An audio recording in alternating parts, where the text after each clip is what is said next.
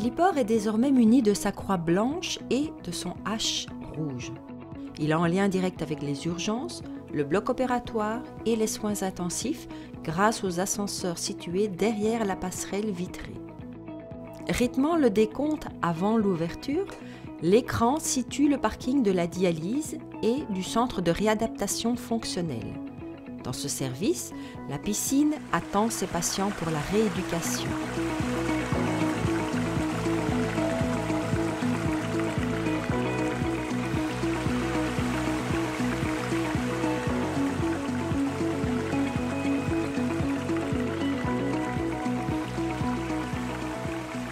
Un couloir longeant le bassin permettra au kinésithérapeute de suivre les exercices des patients sans être nécessairement dans l'eau.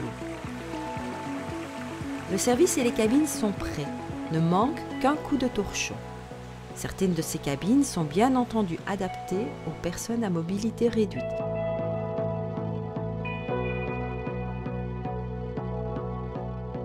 Dans l'atrium, le lustre est accroché sous la verrière qui fait près de 100 mètres carrés.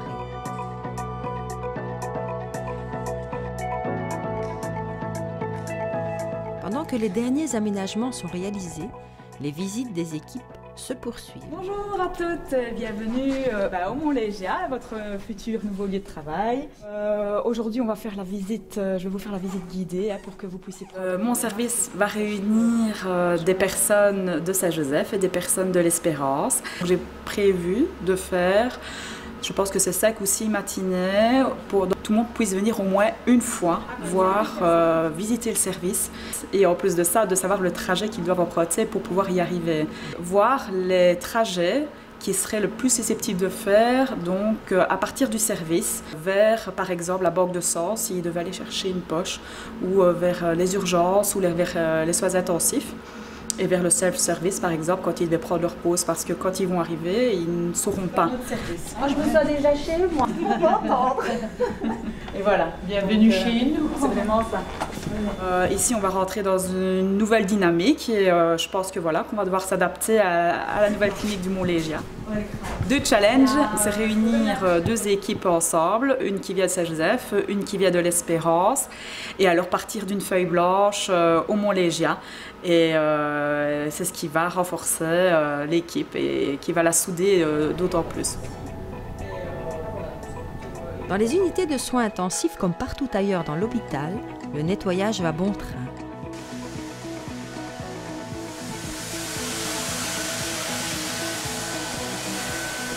La clinique CHC Mont-Légia disposera de 4 unités de soins intensifs adultes, une unité neurovasculaire et une unité de soins intensifs enfants.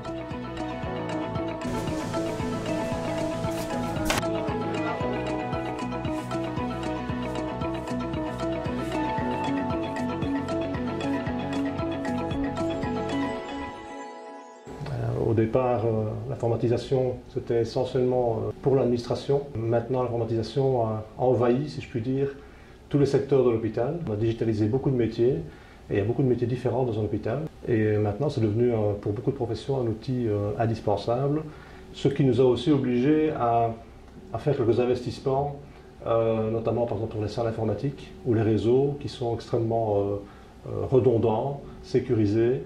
Mais la principale préoccupation finalement des prestataires de soins ici, c'est la disponibilité de l'information médicale et la possibilité de travailler en continu, quoi. La première équipe qui a déménagé et qui a fait ça le week-end, c'était le helpdesk en fait, qui se trouve ici intégré et qui reçoit les appels de tout le groupe, les appels informatiques s'entend.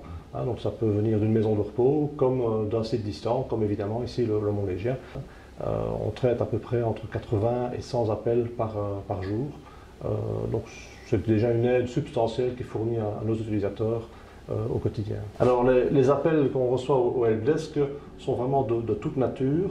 Maintenant on a quelques statistiques qui nous donnent quand même les appels les plus fréquents.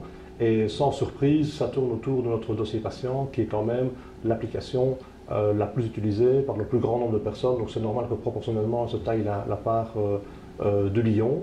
On imagine problème urgent, ça veut dire problème médical, certes, mais pas que. Quand vous avez une file qui se crée aux accueils parce que voilà, il y a une imprimante qui ne fonctionne pas, la file s'allonge et ça devient très stressant pour la personne qui reçoit les visiteurs ou les patients. Et donc elle attend aussi une réponse. Et quand vous attendez, il y a un phénomène un peu bizarre, le temps vous paraît beaucoup plus long que lorsque vous résolvez le problème. Là, effectivement, il y a des personnes qui se déplacent, qui sont fort sollicitées d'ailleurs pour le moment, puisque ce sont les mêmes personnes qui installent les PC. On a quand même à peu près 1500 PC à installer ici au Mont-Légien. Ça n'a l'air de rien, mais voilà, le Mont-Légien est grand, 800 imprimantes, 13 à 15 000 appareils connectés, parce que ce que je dis en PC, c'est finalement que l'aspect informatique, je dirais, traditionnel, mais il y a beaucoup d'appareils qui sont connectés au réseau pour lesquels on fournit des connexions. Ça peut être des caméras, ça peut être des équipements médicaux, des équipements techniques. Dans nos usines d'Anco, on était bien installés, mais ils n'avaient pas été conçus pour ça. C'est des locaux qui ont été rachetés. Ici, par contre, on a pu vraiment concevoir la disposition des équipes. Ça fait un gros changement, évidemment, avec l'ancien.